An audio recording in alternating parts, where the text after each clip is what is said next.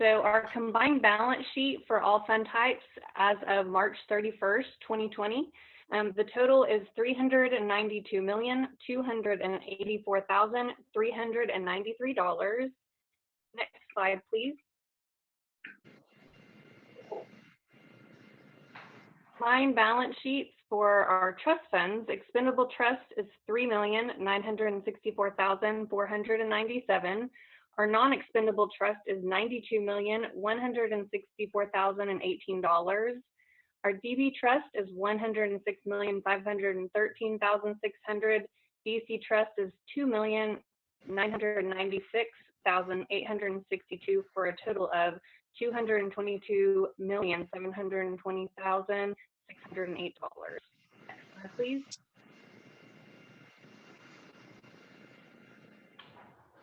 Our revenues as of March 31st is down just slightly, negative 4.76.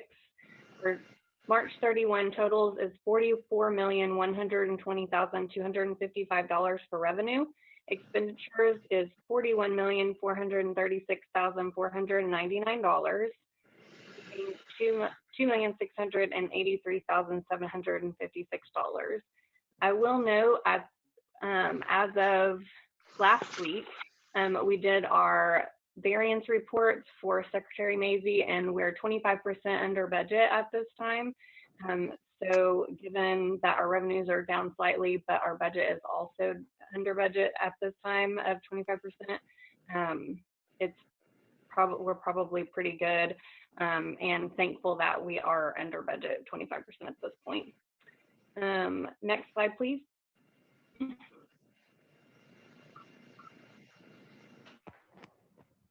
So our combined statement of revenues, expenditures, and changes in fund balances.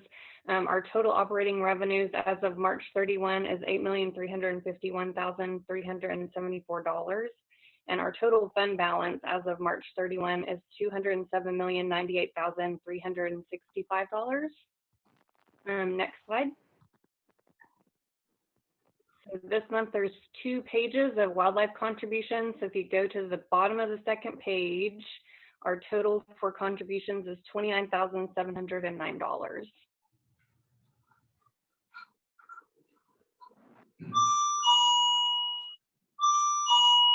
That's not me.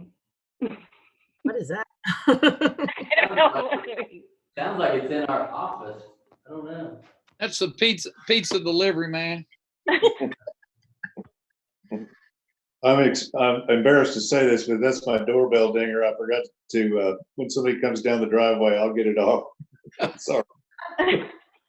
I did ask, this month we would have had a finance committee where we had the bank come in and talk about investments. And so I did ask them to just give us an updated report as of March 31st, since we wouldn't be meeting. And total for the last 3 months, we're down in our investment funds of 12.83%.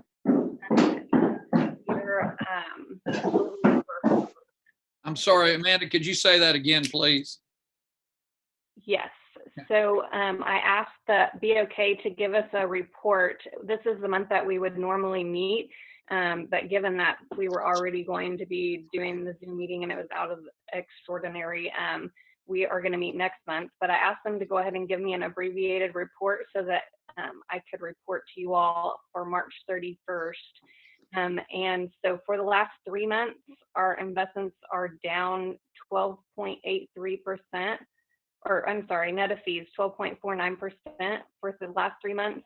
And for the fiscal year, it's a little over 4%. And that's all I have. Any other questions? No, I ask for a motion. I'm John Grondike. I make a motion that the finances Motion be by Grondike. received. Second. Second. Any discussion? Please call the roll. Commissioner Brewster. Aye. Commissioner Barwick. Aye. Commissioner Hughes. Commissioner Hughes. Oh, hang on. I put him on mute because we could hear him going up and down the stairs. Can you take it off? On the lineup here. There he was. Sorry, I gotta find him. There he is. There he is. Aye. Thank you. Thank Commissioner you, Gaddis. Commissioner Hughes. Next item on the agenda. Wait, Bill. Commissioner Gaddis. Aye. Commissioner Zeltz. Aye. Commissioner Grondike. Aye. Commissioner Holder. Aye. Commissioner Mabry. Aye. Okay. Thank you. Thank you.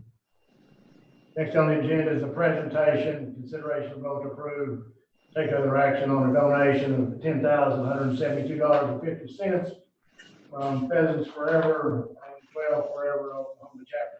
Laura McIver and Bill Dickens, I believe. Bill, Laura? Good morning. Can y'all hear me? Yeah, kick us off, Bill. Yeah, good morning. It's a pleasure to be able to introduce one of our long-standing partners and friends of the Wildlife Department, Miss Laura McIver with Pheasant Forever, Quail Forever. Before I get to the donation, I'm just going to brag on Laura a little bit. I attended the state convention in February that her and her staff ran, and it was an awesome event, and a lot of it is kudos to Laura and her leadership. So job well done, Laura. With that, I will turn it over because I think she wants to talk about some of the details on the donation. Go ahead, Laura. Thank you, Bill. And yes, I am grateful for the relationship that we have with ODWC and the support that both organizations give each other. So I concur with you. Thank you so much. So the donation amount that you see of the $10,121.50 is actually a compilation of 6 different chapters that have contributed funds for various projects. What these will do, this amount of money, for those of you who don't know about the 3-to-1 match with the Pittman Robertson Fund, it will be used to match grant monies that are available. And so that will consequently actually fund $44,486 worth of projects meant for quail management throughout Oklahoma. So it's pretty exciting stuff. When you look at the donations on the next screen, you will see that there are a variety of donations that represent areas of Oklahoma that aren't traditionally considered quote unquote quail country. And this is actually due to a focus that a couple of years ago, we realized that we can still keep doing things. And I have chapters out in Western Oklahoma who are absolutely in the Panhandle Northwest and Southwest that are working towards, improving habitat, et cetera, for quail.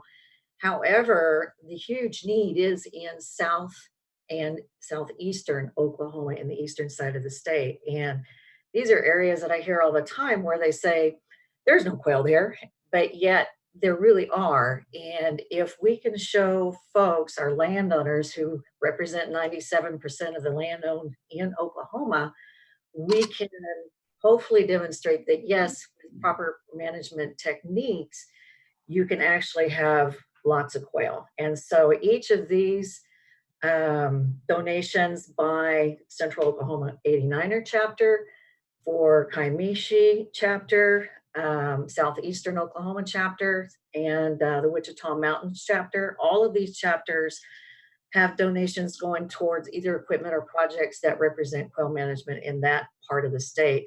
I'm excited because there are a couple of projects that are new. Warika WMA and Deep Fork WMA are both represent new areas that we are focusing on and trying to improve some of the habitat that's in those areas. And they actually, Cross Timbers has been on the plate for quite some time. And then we've had Dakota Christian, who's really worked hard to elevate the habitat, work with the timber companies and that type of thing down in Southeastern Oklahoma. Some outstanding work that he's done as well. that represent a wide swath of southeastern Oklahoma that we're really excited to be able to hopefully be able to show folks that yes, it's not impossible. You can bring quail back, and that they will be a great representation of that. So that's what these donations are for, and I'll turn it back over to y'all. Laura, I have a question. This is John Zelps. Can you hear me? Yes, sir. Did they open? I'm sorry, I read the materials, but can't remember. Has the Wichita Mountains Wildlife Refuge been open to quail hunting yet? I don't think so. It's all draws right now, but be a great place to hunt if we could ever get it open. Well, that's more federal, on the federal level. So I think it would be a matter of working with those folks and being able to see if that's something that's possible in the future. Right now, I really want to focus on a lot of these areas that with the department that we can get that 3-to-1 match on, because it really expands our opportunities to be able to do some effective work. So very good. I haven't focused on the refuge, but it's on my task list. No, thank you very much. Along those lines, Commissioner Zelps, though under the new administration, we have had expanded hunting, and we're still working on expanded fishing opportunity on all the refuges across, and the hatchery, Tishomingo National Hatchery across Oklahoma. So we got some additional elk tags in the Wichita Refuge to go through our controlled hunt this year, for example, and we're working on some additional expansions. We've got some expanded turkey and deer hunting in particular at most of the refuges across the state. Very good. Thank you. Thank you, Laura. Any other discussion?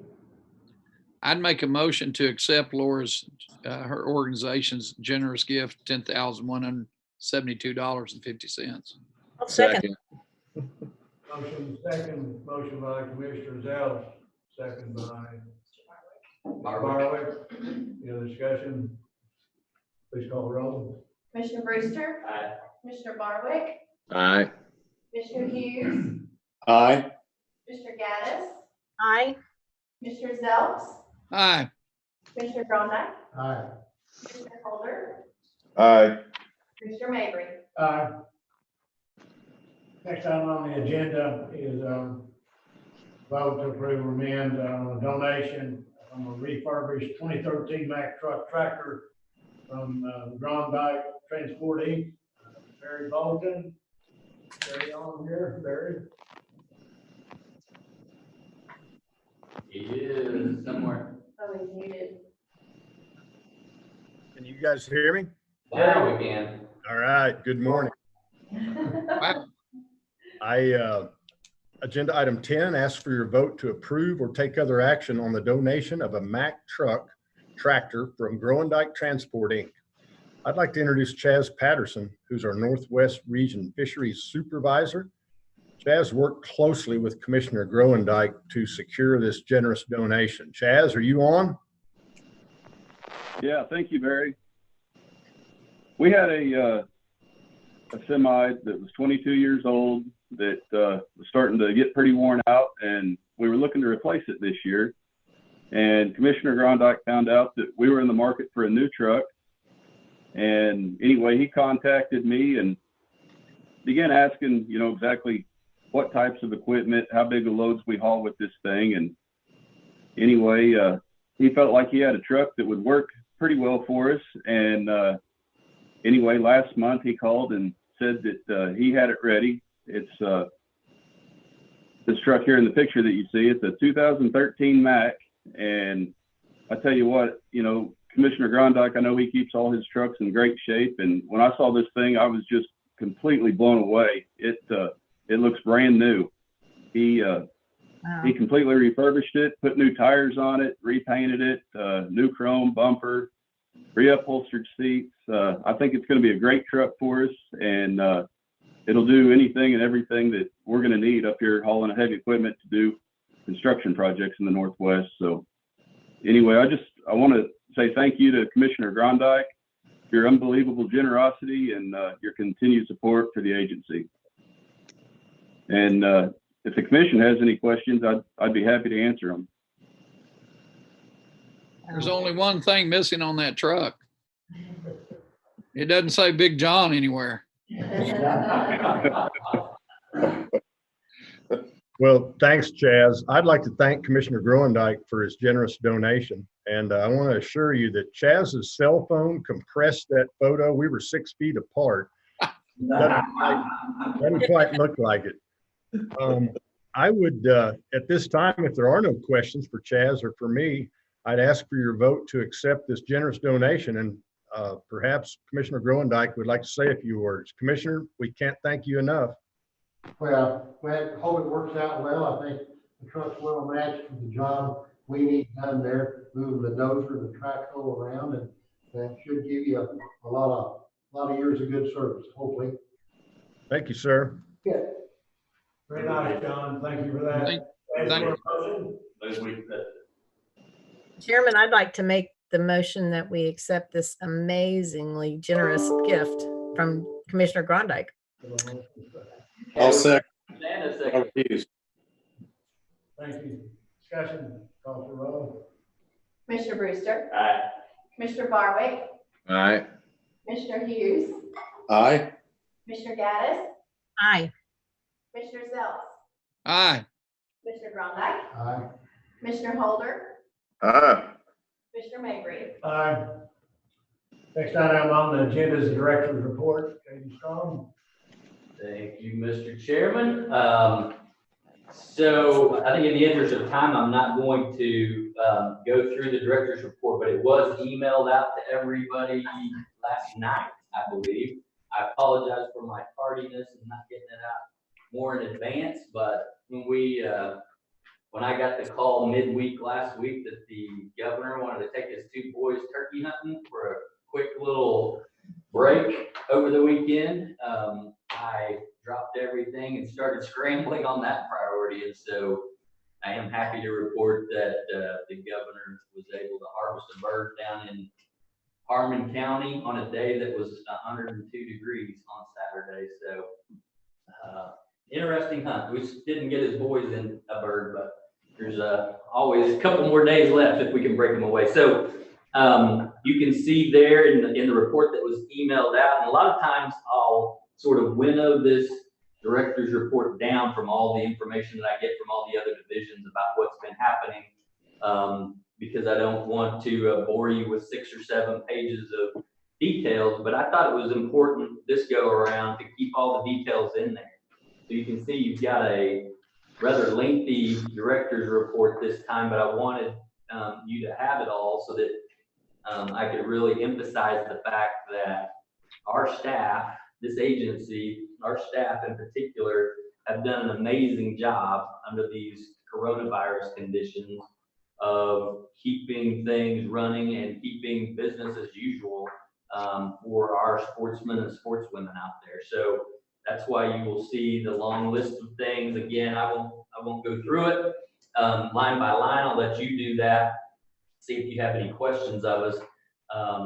Corey is on here, and we appreciate Corey's work and continue to monitor the legislature.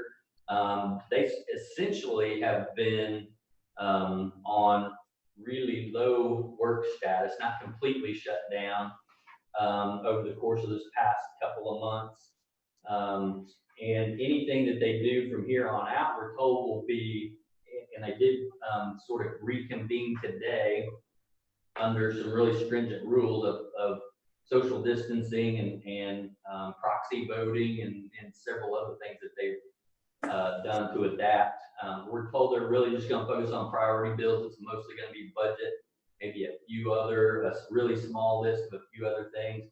We don't expect any wildlife issues to pop up during this time, but one never knows. We don't believe we started the session with anything that would probably qualify in these circumstances as a priority bill. We had a request bill out there to sort of take what the really specific and outdated language on trapping out of statute so that we can handle it by regulation of the commission. That's a pretty minor bill compared to everything else that they've got to get done. So we'll, of course, just look to try to push that next legislative session. We don't expect there'll be much else going on when it comes to wildlife. I am pleased to report that the newly appointed commissioner that will soon take Commissioner Grondike's place come July has made it through the Senate committee confirmation process. Still has to be confirmed by the full Senate, which couldn't be done until they started coming back in this week. It's usually the committee where you start having complications and lots of questions and stuff. And he did get a few questions during that confirmation process, but handled everything just fine and got through with a unanimous vote of the Senate Ag and Wildlife Committee. So Chad Dillingham is well on his way. With that, I'm just going to scan through and see if there's anything else critical that I should bring up. But JD, this is John Zelps again. If for some reason the Senate didn't bring up his confirmation, Mr. Grondike would have to hold over, would he not? Yes, he could, unless the governor were able to scramble, appoint somebody else and get it through the process before they adjourn. That would be another. Well, no, I don't think the Senate will turn him down. I just hope they don't forget about him. Is what I'm getting to. Yeah, we won't. And when I say we, I mean Corey in particular, won't let him drop that ball. So, and the governor's office is usually pretty good about constantly reminding them of here's what you've got left. When are you going to get it scheduled so we can get it through? So, all right, very good. They did say these executive nominations are part of the priority for them to get done this session. So that's why, even though they weren't working on many substantive bills over the past couple of weeks, they did make a commitment to start working these nominations through the committee process. JD, one question, during this COVID deal, has our licensing numbers held up pretty well? Yeah, so it's interesting to look at license sales, and you can slice it and dice it a lot of different ways. But last time I checked, we actually were seeing an increase in sales overall this year compared to last year. We were seeing a very slight decrease, like 1% in license revenue. So license numbers up, license revenue a little bit down. When you start cutting into that to figure out what that is, it's because sales to non-residents have gone down because people can't travel as much out to other states. And so we charge more for a non-resident license. And so that's why we're seeing a slight revenue dip. But with a negative 1% license revenue, that goes to show you that our resident sales have really filled the gap. I read that several states had an increase. Yeah. They thought people are at home, they're bored, and they think, golly, I need to get my hunting license. Yeah, and I should mention too that it's taken a lot of work of a lot of staff to help push that here in Oklahoma as well, but particularly our folks in I&E division. We've been working hand in hand and almost on a daily basis. They're pushing something out on social media or on an email to all of our constituents, encouraging people, and they look for sort of different things to stress, to try to key in on. You've got school kids at home, get them outdoors and run them through this plant ID process, or show them how to go pick mushrooms, or participate in our outdoor bio blitz where you report on your app what kind of birds you're seeing. And so all kinds of activities. And of course, we're pushing more than anything for them to get out and go fishing, take somebody fishing for the first time, that kind of all good stuff. JD, has any progress been made with the federal match, maybe reducing it or waiving it for the remainder of the year? Yeah, no progress yet. The conversations we've had, by the way, I just was the newly appointed member to represent the Southeast states on the Joint Task Force, it's called. So it's a Fish and Wildlife Service, state director committee that gets together periodically and talks about how we spend all the federal aid dollars in the country. So we had a meeting last week of the Joint Task Force, talked about several of these things that could provide relief, lowering the match requirements, extending the deadlines to expend the money, several different things. And Fish and Wildlife Services pretty much convinced that that'll take a legislative fix, that they don't have the power to fix it because of the statutory language as an agency. But we and our national organizations are all at work right now on trying to get language slipped into the next stimulus package that Congress may pass that would hopefully provide some relief for that.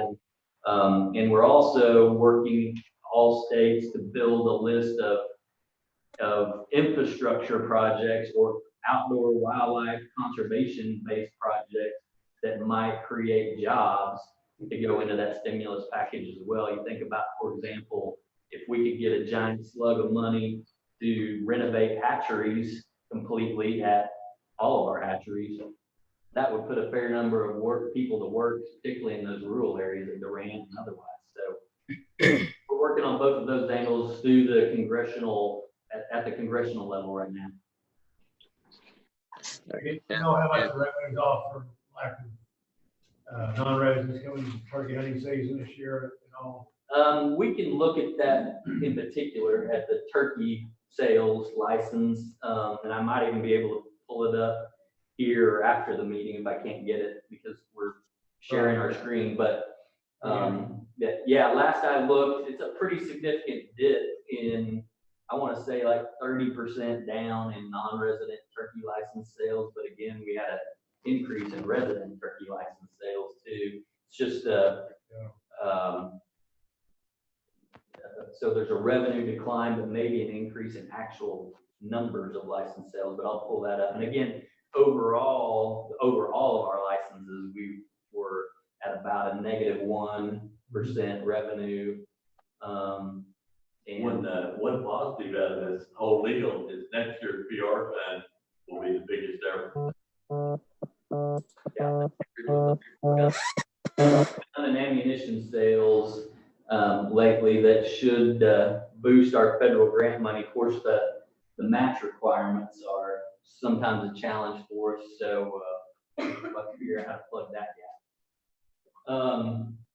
And I think, Mr. Chairman, that's you'll notice there in the director's report on law enforcement as well. Our wardens have been busy at work. Thank goodness in a lot of ways for our new online licensing system and app and everything, is people didn't have to come into the office to buy a license.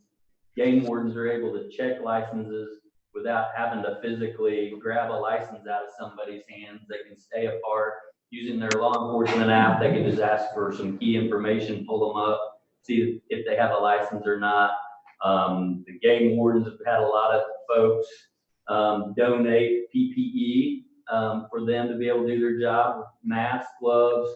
I know a lot of local, or not a lot, but a couple of local distilleries or Oklahoma-based distilleries have produced hand sanitizer and donated it to our game wardens. And so some great stories there.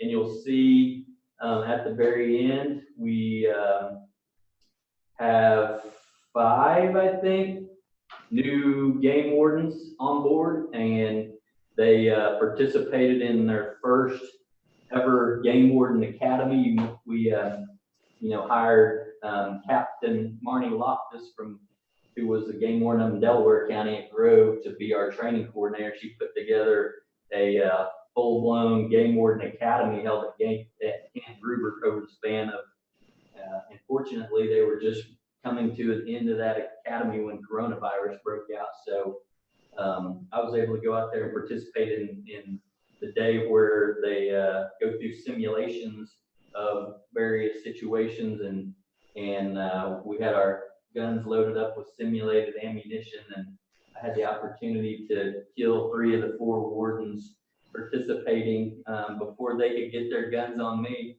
But I will say that simulated ammunition will definitely break skin. I had a lot of open wounds on me by the time I left that game. So. It was a great academy though. And I think they all said they learned a ton, being put in very stressful situations like that. And I learned a ton just participating in that one day, how intense the job can really be, even with simulated ammunition. So with that, I'll be happy to answer any other questions. JD, next year or the next time you have a training academy, I assume they have a graduation. Would you let us know in advance? Yes. Yeah, we'll definitely do that. There'll be a pinning ceremony. We had to postpone it this year Right. because of the coronavirus. So we'll let you know when that happens, and so you all can participate as well. That's a great question. One other thing, Mr. Chairman, I want to compliment Barry Bolton and his staff. They were notified, they found out about it quicker than I did, that the city of Lawton was going to shut down their lakes, which is Lake Latonk and Lake Ellsworth and a couple cities in Lawton for fishing. And he advised me, and we got busy and got that turned around fairly quickly. And so I really want to thank Barry and his supervisor down here for picking that up pretty quick. Thanks, Yeah. Commissioner. That was Ryan Reiswick, and boy, he deserves a pat on the back for his passion. Yeah, no doubt. And Commissioner Zelps is trying not to take any credit for it, but let me just say, while Barry and Ryan jumped on the situation and reported it to us, if we didn't have Commissioner Zelps down there making phone calls to city councilmen and stuff, it would not have turned around. So thank you, Commissioner. Yeah, JD, Commissioner Zelps had me on the phone with city council folks and with the mayor, and it all happened pretty fast. Thank you, sir. You're welcome. I'm glad that our constituents could still enjoy the outdoors and keep fishing. It seems like there's been a lot more fishing activity lately, and I kind of like that. We do too. Hey, JD, on the controlled hunts, have we extended the deadline at all?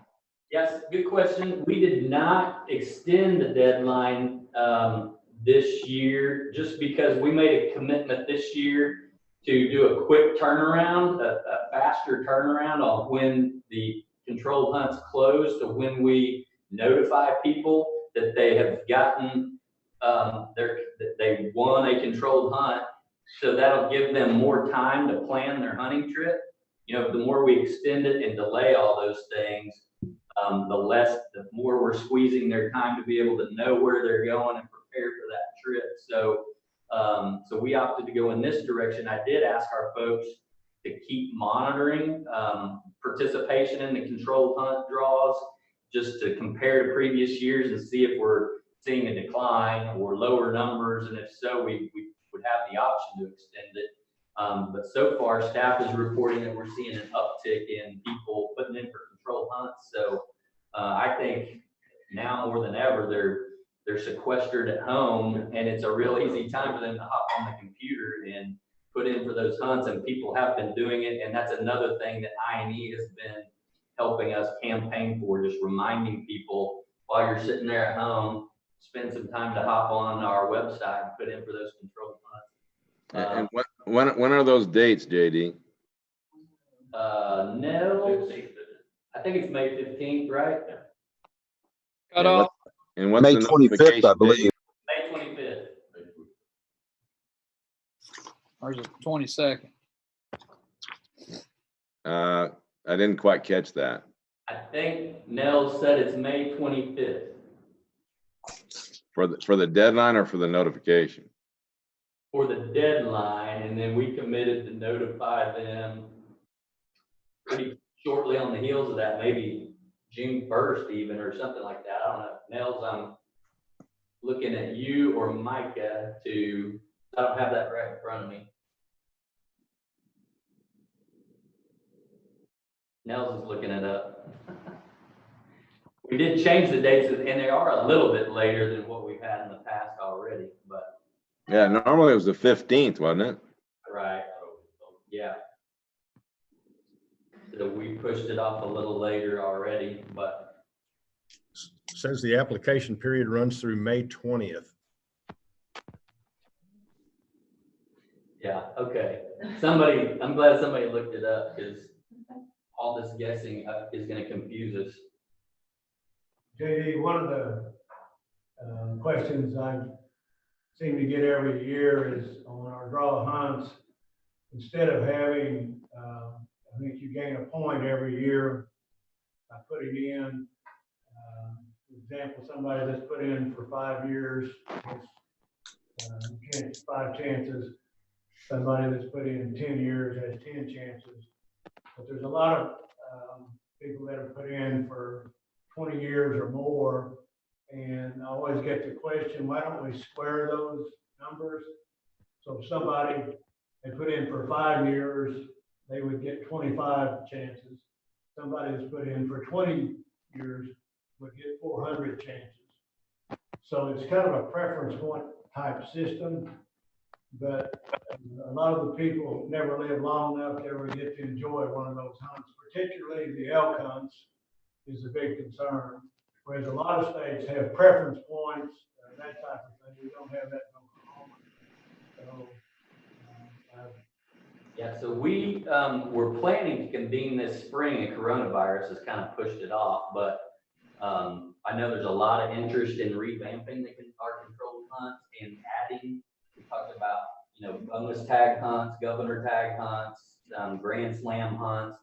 So our plan was to put together either an ad hoc committee or a working group of like 4 commissioners and some staff, get together and really flesh that stuff out and talk about point insurance. I know Commissioner Morrow was interested in insurance like they have in Arizona and some other states, where if there's, you know, some reason, act of God or whatever, you can't go on your once in a lifetime trip, you don't lose it. right. So all those things we would throw on the table, and Several states have. yeah. So I think we'll try to do that in that forum, and then by the time we come around to rulemaking next fall, we'll have some proposed changes to take a look at, and won't be in time for fall of 2020 hunts, but at least we can get it into the fall of 2020 rulemaking and run through the process. Sure. Okay, because oftentimes a lot of the people that don't live long enough. Right. They get elderly, physically can't for one reason or another. You keep looking at me when you say So. that. Elderly. Anyway, I was just avoiding eye contact. Thank you for that report, JD. Appreciate that. Thank you. Next item on the agenda will be a resolution before us establishing hunting regulations for migratory birds. Bill Deacon, thank you, on. You out there, Bill? Yes, sir. Thank you, Mr. Chairman. So as you can read there on the screen, the resolution details, but before I jump into it, I'm gonna give you a little bit of backstory. Josh Richardson, our migratory game bird biologist, along with Corey Yeager and Betsy York, did an extensive waterfowl hunter survey back in the fall of 18. And there were several things they looked at, questions were asked, and a lot of it was zone related, split, no split, move the season later. I mean, there was a lot of things that came out of that, and we got a great response, we felt like, of our state waterfowl hunters. You may also remember it at Commissioner Brewster's request. We had a town hall meeting at Durant in the fall of 18 as well, and well attended. Got a lot of information, a lot of feedback from our waterfowl hunters at that meeting as well. And then this past public hearing agenda, we added a discussion item. And that discussion item was actually the proposal that we'll get into here in a minute in the resolution to get feedback from the public on the proposed changes. So with all that information, staff recommends the following for the 2020 waterfowl seasons, and that is zones 1 and 2 will have the same season dates, and the split will be reduced to 5 days, which means that the opener, it was a 12-day split, and by reducing it to 5 days, we'll push the opener now back a week. which we heard from a lot of folks about that. They wanted that. The season will still run as late as allowed by the Fish and Wildlife Service. Additionally, in March of 19, Senate Bill 47 was signed, which allows each state to open 2 additional days outside of the federal duck season framework for hunting by veterans and active duty personnel. We chose to make these dates the same as our youth waterfowl days, which is the Saturday, the week before the Saturday of the statewide opener for a waterfowl season. And then the following week after waterfowl season closes for everybody else, the following Saturday will be open to veterans and youth. And finally, in accordance with federal harvest strategies for SCOP, the daily limit for SCOP will be reduced from 3 to 1 due to population declines. All the other seasons and structures remain the same and are adjusted for calendar wrap generally to start on a Saturday and end on a Sunday.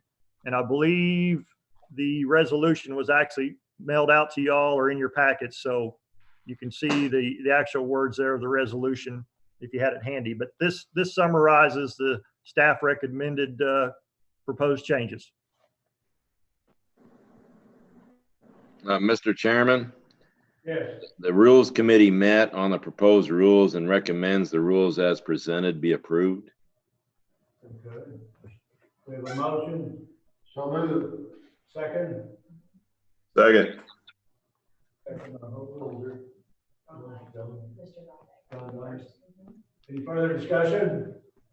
Not, please call for a vote. Commissioner Brewster, Aye. Commissioner Barwick, Aye. Commissioner Hughes, Aye. Commissioner Gaddis, Aye. Commissioner Zelfs, Aye. Commissioner Grondike, Aye. Commissioner Holder, Aye. Mavry. Aye. Next on the agenda is a resolution establishing antlerless whitetail deer season and bag limits. Bill Dinkins. Okay, I believe I'm still unmuted. So we have a continuing resolution that's been in place for a number of years to establish our antlerless deer seasons and bag limits. Based on our recent antlerless harvest levels, staff is recommending additional opportunity for antlerless harvest in terms of altered season bag limits and season dates as appropriate. Don, PowerPoint. Don's going to throw a few graphs up real quick, I believe. Yeah, just give him a minute. Yeah, while he's working on that, I'll go ahead and talk through some of it. As y'all remember, in the past public hearings, we had some rule change proposals that basically gave the commission authority to increase antlerless bag limits up to 6 deer. Also to adjust the holiday antlerless season as y'all see fit. And you'll see in the resolution here in a minute when we get into the details of what those actual changes look like. Don, do you need Micah to take over?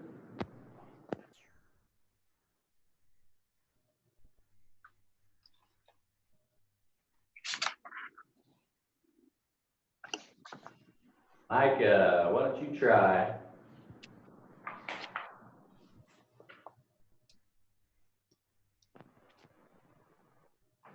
So while they're still digging for the slides, I'm just going to reiterate that this is antlerless deer only. We're not proposing any changes for antler deer. Yes, important.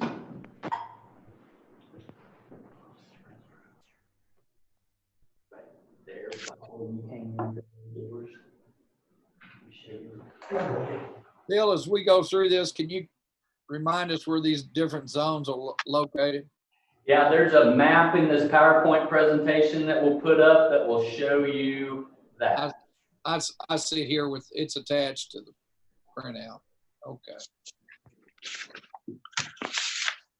Just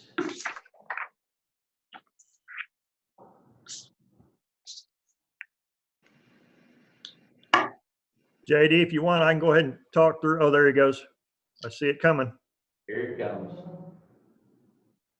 Next slide, please. There you go. Everybody see that okay? Yes. Okay, so the thing that's kind of been concerning to our staff is you can see this is the percent of total harvest of antlerless deer. So in 2014, it was 41, 42%. And since then has declined all the way down to 36% in 2018. So one of the things for herd management on a statewide level is we definitely would like to see that percentage increased. Now, obviously there's going to be pockets, let's just say like Beckham County, for example, where that number needs to be raised significantly. There's parts of the state, if you will, like zone 10 and zone 1, not so much. And so we have tailored the resolution to try to address those zone specific type changes. Go ahead, Don. Thank you. So Commissioner Barwick asked in our rules committee about the holiday antlerless season. And so we just put this graph together to illustrate this is actual total harvest during our holiday antlerless season from 2014 through 2018. So on average, if you did an average there, around 3,500 deer are harvested. Bill, do you have any reason why in 2017 there was a spike? You know, I don't, Jim. Jerry's on here, he might, but as we know in December, the weather is probably as big a factor of participation as anything. So maybe something happened there in 17 where it was a little milder weather and folks were able to get out more.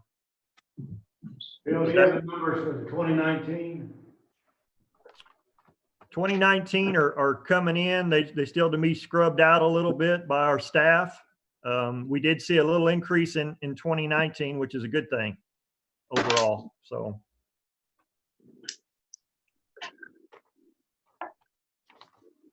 Commissioner Barwick, this is Jerry Shaw. Yes, sir, usually this antlerless season, the holiday antlerless season is highly dependent on weather. My estimation without actually going back and looking at the records is we just had some fantastic weekend weather that got hunters out in the field and active. So usually it's based on weather that time of year. Okay, thanks. Yes, sir. Okay, Don, if you want to throw the zone up, I will go ahead and start through the summary that y'all is actually on your agenda. We thought it'd be a little simpler to follow along there. In summary, the following changes are proposed. So zone 1 proposal is to increase to allow antlerless hunting all 16 days of the deer gun season with a 1 antlerless bag limit, and it's whitetails only. It was the first and the last day only. So we're increasing opportunity there, but we're not changing the bag limit in zone 1. Mule deer does are still off limits.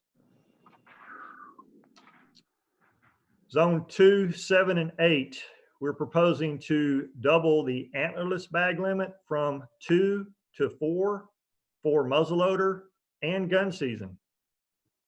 The special holiday antlerless season will be extended from 10 days to 14 days, which will make it run from December 18th through the end of the month, through the 31st of December. The holiday antlerless bag limit will be increased from 1 to 2.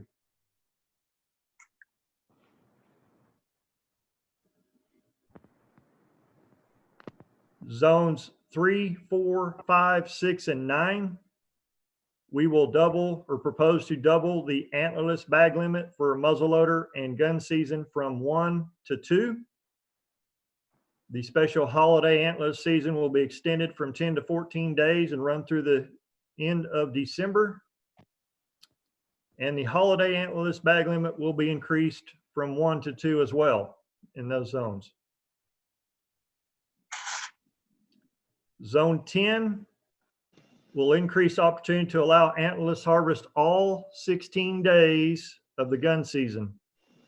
The bag limit for this zone will remain at 1 antlerless deer for muzzleloader and 1 antlerless deer for gun season. So no change in the bag for zone 10.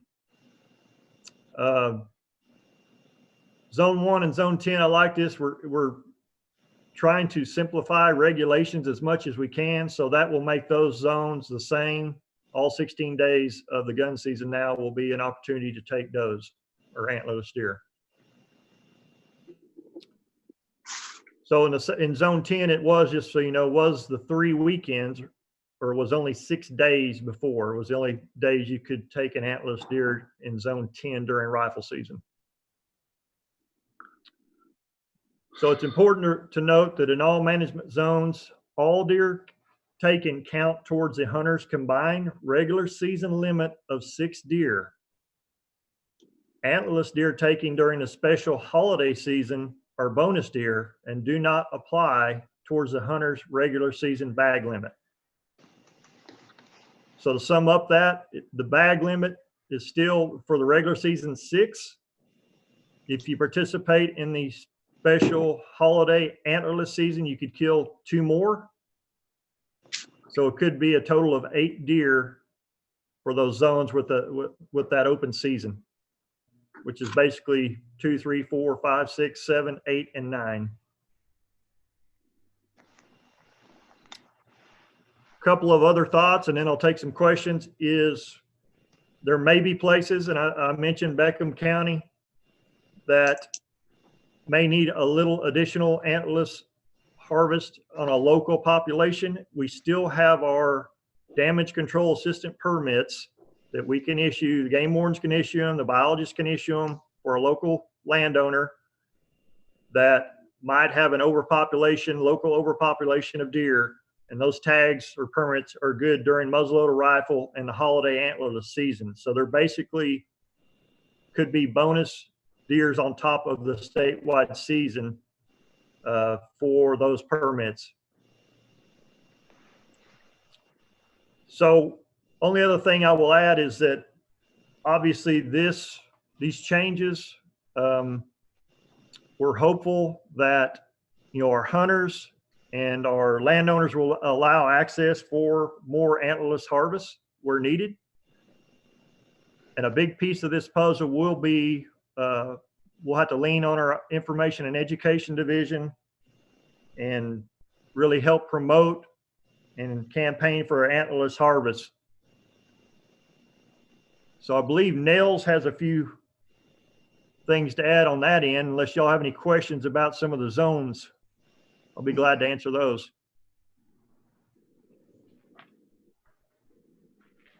Any further questions for Bill Dinkins? Not, but ask for a vote.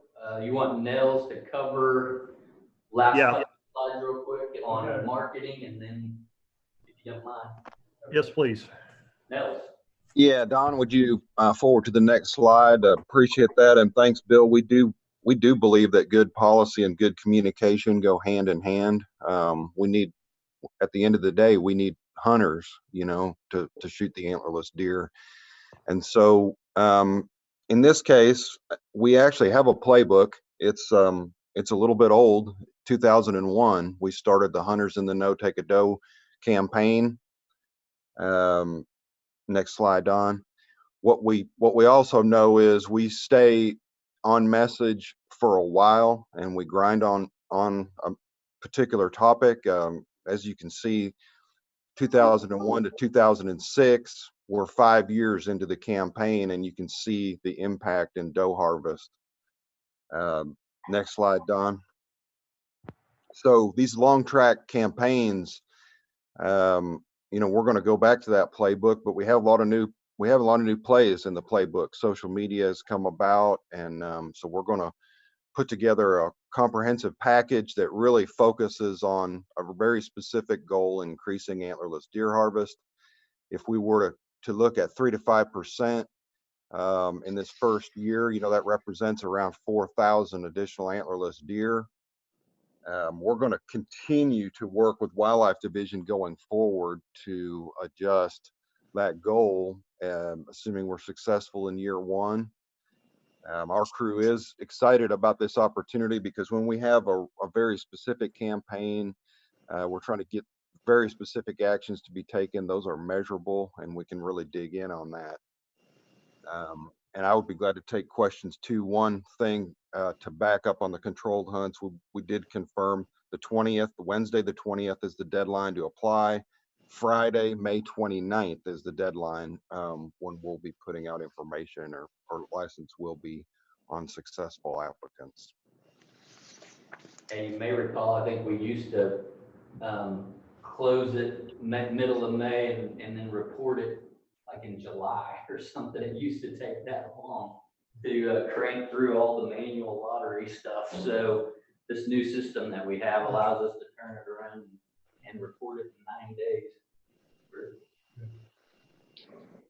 Any questions for Bill about the zones, the proposals, increased bag limits, or Nels about the communication campaign that we'll tack on to try to drive people into hunting more does?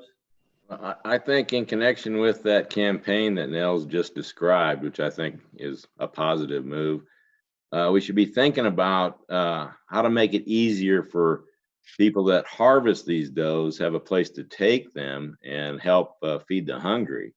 And I think Wade Free had some good ideas on that. And I'd like to see those things explored more and maybe come up with some kind of plan and then implement that in with the new ad campaign, because a lot of people let them go because they just, let's say they've already taken two. That's enough for their family. You know, they don't want to take anymore.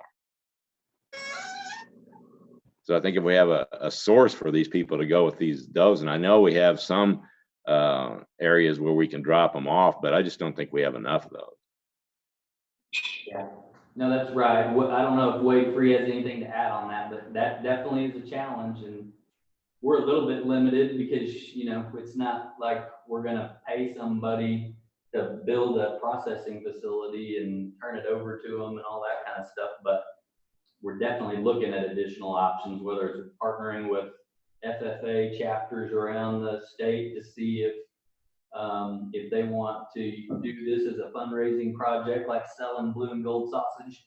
And that was one of Wade's ideas. I've been in contact, although the communication has slowed down during COVID, but I've been in contact with the head of corrections about, for instance, the prison at Sayre. Do they want to teach inmates how to and set them up with a little processing facility? And that would be a place for all those farmers and ranchers out in Beckley County. Although the thought of them having knives to carve up the meat, I understand, is disconcerting. I've heard that, but Unless they're in for poaching. yeah, exactly. So we're looking at some of those things, and I don't know if Wade has anything to add.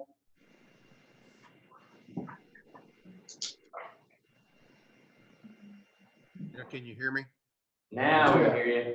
Yeah, you know, one of my ideas was, and we haven't done it yet, if we could reach out on the state level to, I'm not sure who's in charge now. I know we've helped with the ag mechanics thing with FFA and the OYE and all that, but maybe, you know, if we could incentivize some of these FFA or 4-H chapters to start processing, you know, in local communities for fundraisers. FFA and 4-H chapters are always working on programs from blue and gold to whatever, you know, to fund their programs. And I think we had a potential lead in the Southwest. Commissioner Holder, maybe you had a contact and we were kind of following up on that, but it's hard to, you know, convince somebody they need to be in the deer processing business. But for groups like FFA and 4-H, I think if we reached out to some of their head leaders, we might be able to get something started. But I agree, it's hard to keep processing plants in the business. And right now that's the bottleneck. So we've got a program in place. We just don't have enough outlets for cutting that meat up. So welcome Wade, any new ideas. Wade, what I lost connection there for a few minutes. You may have mentioned or somebody. What does a mobile processing plant cost?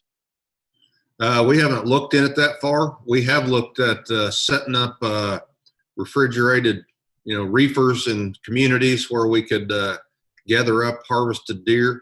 Some of the landowners are still having problems with not wanting to, typically on depredation issues where they're killing a lot of deer, it wouldn't be a problem with most hunters, but where they could take those deer and put them in a freezer trailer, and then we could take them to somewhere local, Oklahoma City, Edmond, wherever, and have them processed. We even looked at hauling some to Texas, but CWD shut us down there.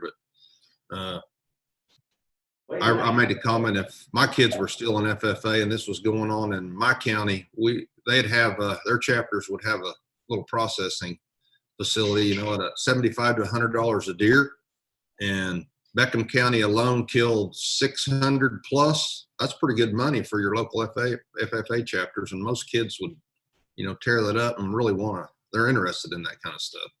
Wait, how does an existing processing plant get set up to participate in Hunters for the Hungry or one of those, and what is a typical reimbursement for them doing it? 75 or 70, 75, but we were talking $100 if that was an additional incentive, and all they have to do is grind the meat, so they don't have to do special cuts or anything. Huh. Wow. Wade, What's it take for somebody to get into the program was his other question, Wade. Oh yeah, it's an application process. Becky Rounder administers that program, and it's just the contact info, and she'll get you everything. We've also done some proactive publications and posters and outreach stuff through I&E and Becky too. So we're always in the hunt for processors. That's our bottleneck. Hey Wade, this is Commissioner Holder. Have we reached out to the food bank to see if they'd be interested in putting in a small processing, mainly just a grinding facility in the FFA chapters could get them to could take it straight there and they could grind it and package it? Would they entertain anything like that? I think the food pantries are the key. The food banks so far haven't really wanted to jump in much. They kind of coordinate some of this, but when it gets to boots on the ground or hands on the meat stuff, I haven't seen any interest, but okay. It's like pushing a rope. Right. Is there a meat processing school in Oklahoma? At one time OSU had a school and a plant out somewhere, Burns Flat or somewhere. Someone on the group might know where that was, but right now I don't know if any universities or any VOTEX or anything like that teach that. That could be important.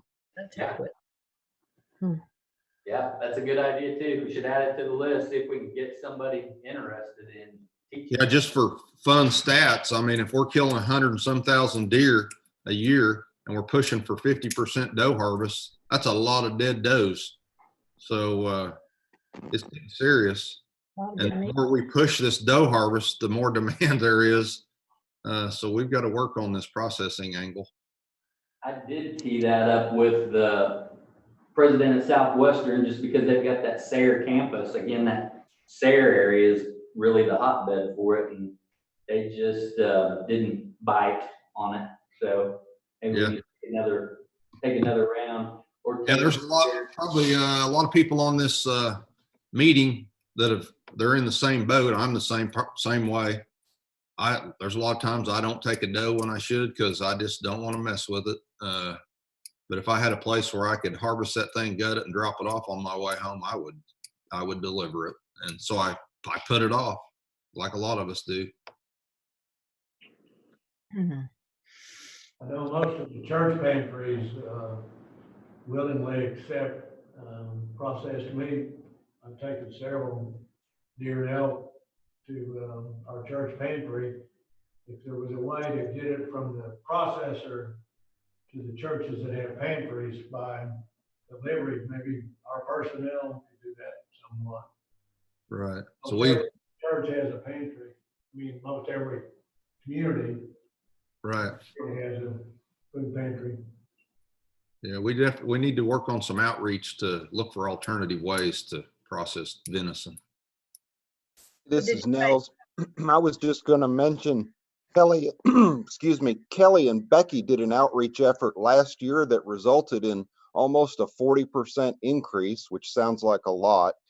But because of the low numbers, it wasn't a huge number of processors, but they did increase the number of Hunters Against Hunger processors by 40%. And we'll pull that plan out that they had and look at it again, and see some of the other things. There was some personal contact piece, actually going out and talking to these processors. That's also a place where we could probably get some better work done. Yeah, that was good. That was a good effort. You know, different entities out there. I mean, even foundations might sponsor, you know, financially money to a processing plant to pay for the processing. And then it'd be up to maybe our department to get it delivered to food banks or church pantries possibly.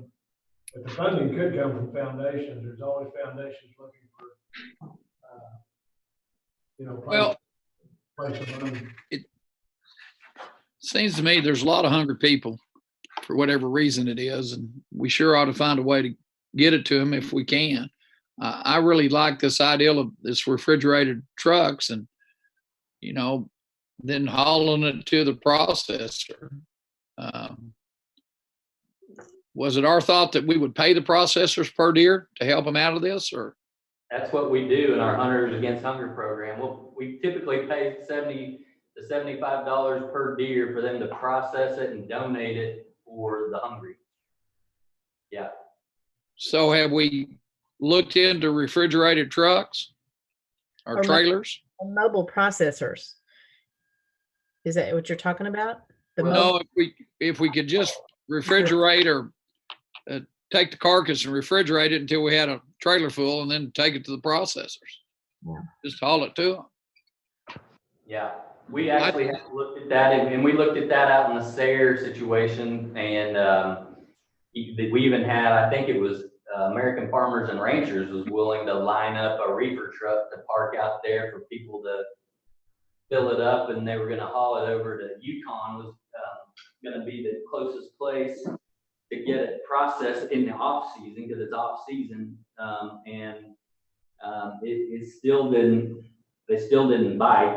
Those farmers didn't want to have to field dress them, period, much less drag them wherever this reefer truck is set up 20 miles away. Anyway, for this to work, it's going to take work on the part of a lot of people, not just Department of Wildlife. That's what we have discovered in this process. And so while, you know, we're willing to try to line up additional resources and help, we kind of like you can lead a horse to water, but you can't make them drink kind of analogy. So we'll see. But I think everybody's right in that we need to, you know, continue to chip away at this stuff and see if we can get some additional facilities out there, additional training out there. All very good points that have been brought up today. So I think that's kind of what Wade was saying. I would think some of these school organizations would, if they could make a little money, they might go get them out of the field and field dress them and get them delivered somewhere.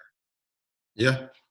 You know, to me, if they could make a little money out of it, I think they'd be the pickup guys. What I'm hearing you say is that they want to shoot them and just leave them where they're laying, and I don't think we can do that. Right. Well, at the end of the day, the ultimate solution is to allow more hunters on the property. I mean, a hunter's not gonna want payment. He's not gonna worry about, I mean, he's happy to field dress it and throw it in the back of the truck and take it home, or maybe donate it if they don't need it anymore. So allowing more hunting access is, you know, the ultimate solution if we can get there. Well, I can understand the producer's dilemma also, having somebody drive all over his peanut fields. And, you know, that might be a problem also. Yeah, I wish we had a way to come up with a program that could link individuals or families to hunter contacts, maybe in a county, where I go to a website or I go to a link and I can find out, because my family's starving, that Commissioner Zelps has 4 does, pick them up in the barn, Monday at 8 o'clock. Right. That'd be one way to do it locally versus trying to do it in mass quantities. But if there's a way like, some of these other programs where hunters are linked to, landowners or guides or outfitters or whatever it might be, linking hunters and people wanting to meet. There's a lot of people in Oklahoma City that don't even know a hunter that would take it if they knew about it. Well, I think we've got the IT department. Why don't we develop something? Let's get outside the box. I think not only it's the right thing to do, I think we would draw a lot of applause for developing a program like this. Yeah. And the locavore movement, those folks would probably eat it up if they could go to a list and find out where they could pick up some deer. But Yes. Just out of the box thought. Mm-hmm. Well, let's do it, Wade. Let's get it up. Let's try to get it together. Well, there's a lot of discussion in this regard, so it's probably a good idea for us, maybe Nels and his group could try to put something together for us in the coming months that might work. We better take care of a lot of these antlerless deer. I think people don't mind shooting them. They just got to find a place to properly get them processed and distributed out to our sportsmen. So. Yep. Mr. Chairman, the Rules Committee met on the proposed deer rules and recommends the rules as presented be approved. I'll second your motion. So we're going to second discussion. I'll make the motion. Yeah. Okay. I'll second it. Thank you. Roll call. Commissioner Brewster. Aye. Mr. Garwick. Aye. Commissioner Hughes. Aye. Commissioner Gaddis. Aye. Commissioner Zelps. Aye. Commissioner Grondike. Aye. Commissioner Holder. Aye. Commissioner Mabry. Aye. Next item on the agenda is take action on a new full-time position for voting access shooting range coordinator, J.D. Strong. J.D. Yes, thank you, Mr. Chairman. So we're obviously very cautious about adding new FTE. We have brought to you in the past year a couple of additional FTE in the wildlife division to help work several of the new properties that have been purchased and brought online over the course of the last several years.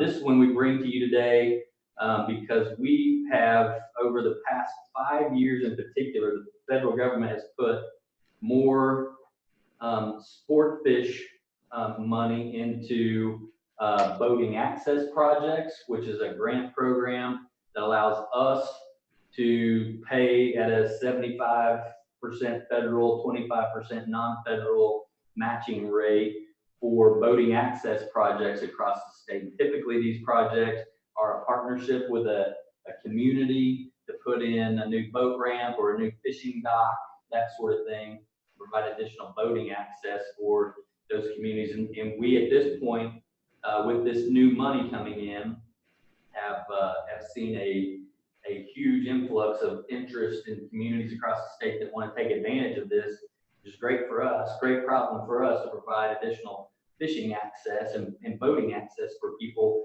But right now we've got one of our fisheries biologist supervisors, Kirk Kuklinski, who's based at the Fisheries Research Lab in Norman, splitting time between trying to coordinate all the boating access projects, help running the fish lab at Norman, and being in charge of all fisheries research, coordinating all fisheries research projects at the same time. So he's spinning a lot of plates and simply can't keep up. So by the same token, in the last couple of years, and in particular with Congress's passage of the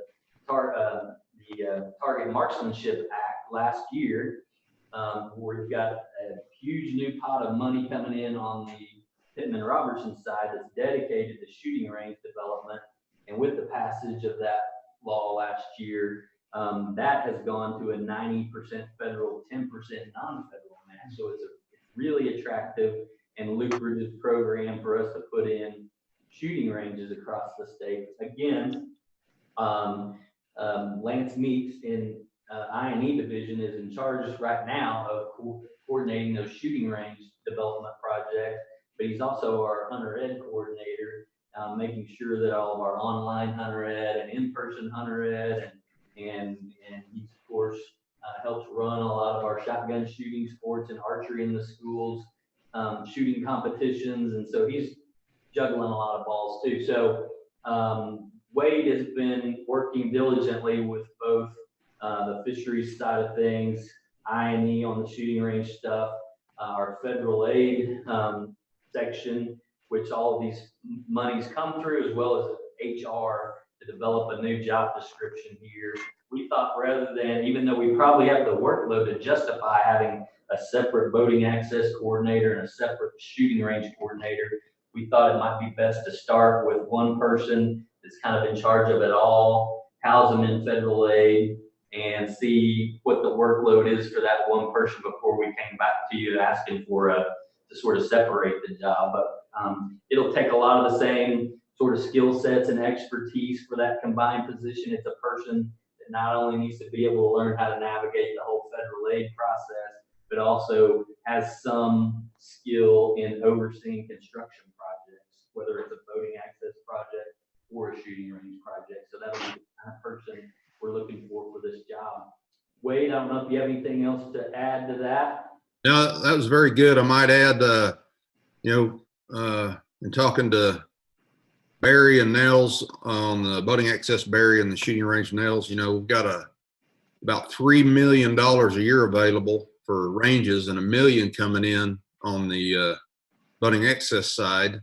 And there's a mandate on the fish side that, a percentage of our federal has to be spent on these projects. So what we've been lacking is capacity. It's pretty hard to manage that kind of a funding part-time when the two guys that have been doing it have a real job. So if we're going to do this right, and it's a perfect fit and timing for R3. I mean, if you've got boating access on the fish side and shooting ranges on the other, it's a perfect fit right now, and the money's there. So really, the table's set. And the other thing is on the shooting side. Truth is, right now, shooters are putting more into the conservation machine than hunters, actually. So it's, the timing's perfect. And if we can make it go with this halftime position, half shooting range, half boating access coordinator with the new FT, it's a win for everybody. How many new positions have we created this year? I might point out too, when what's that? He asked, Commissioner Zelps asked a question, how many new positions within this fiscal year, of course, none for the year 2020, but in this past fiscal year, did we do the additional wildlife biologist and technician job in this fiscal year? Wade or Amanda? I think we did. So this might be the third FTE that we've added for this fiscal year. And the two people you had in your director's report yesterday, they were private lands folks. Private lands biologists, those are existing positions.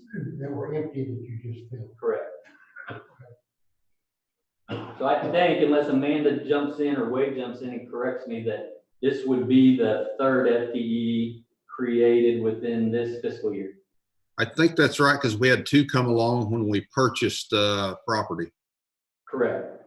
Yeah, we got them for Sam Boy.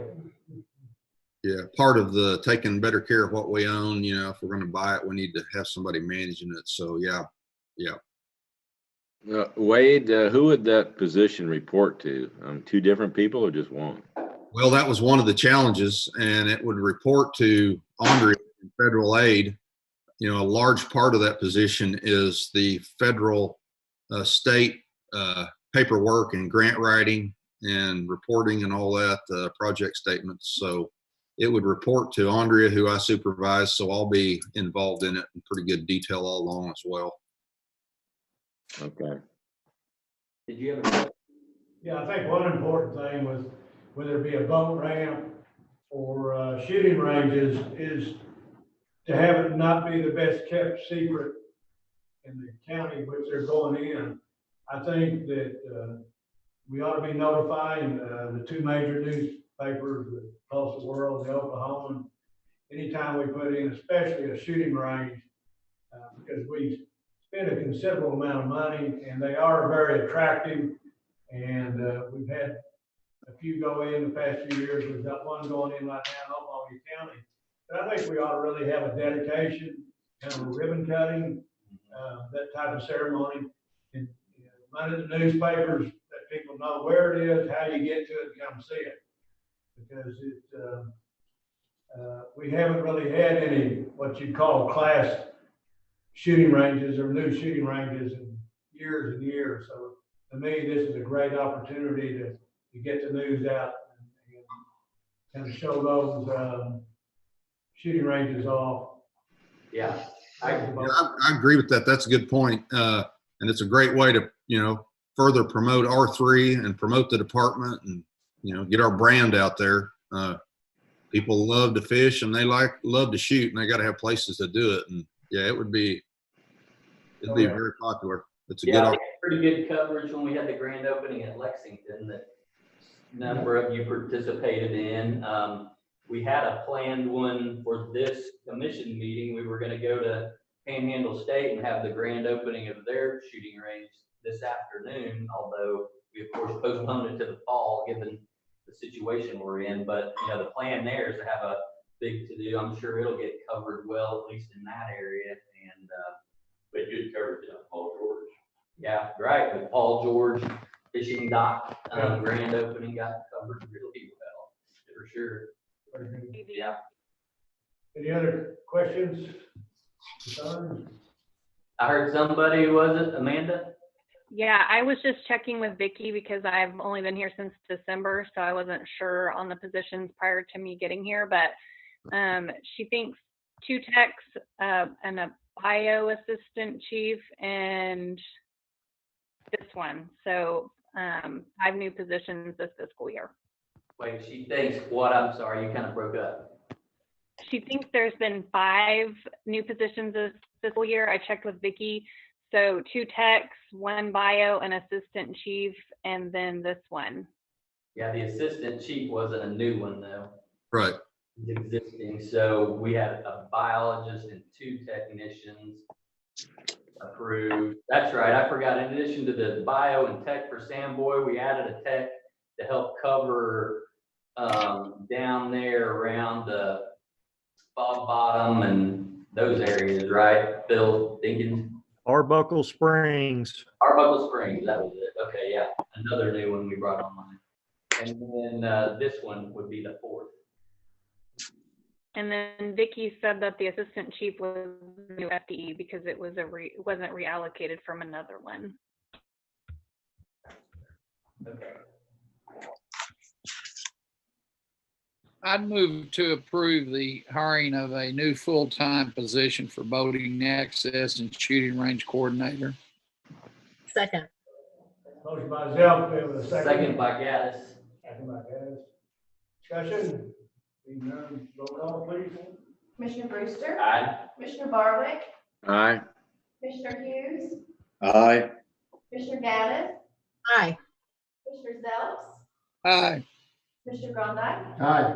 Commissioner Holder. Aye. Commissioner Mabry. Next item on the agenda is appointment for a nominating committee for Commissioner 21 for the slate of officers. This time I'd ask if John Zelps, would you accept the appointment to chair that committee, John? Yes, sir, I will. Okay, and also ask that you secure 2 other commissioners to be on that committee with you, and you'll give us a report, I believe, in the June. Yes, sir, I'll do that. Okay, thank you for accepting that. Under new business, is there discussion of any matter not known about or which could not been reasonably foreseen 24 hours prior to the scheduled meeting? Not that I know of. Our next regular scheduled meeting is June 1st, 2020, at 9 a.m. in Oklahoma City Commission office. And hopefully by then, if everything is on track, we will be able to have another in-person meeting at the June 1st meeting. We'll just have to continue to follow developments and see. But on the current track, we're on a pretty good track. So. Okay, thanks for your attendance, and adjourn this meeting. Thank you. Thank you.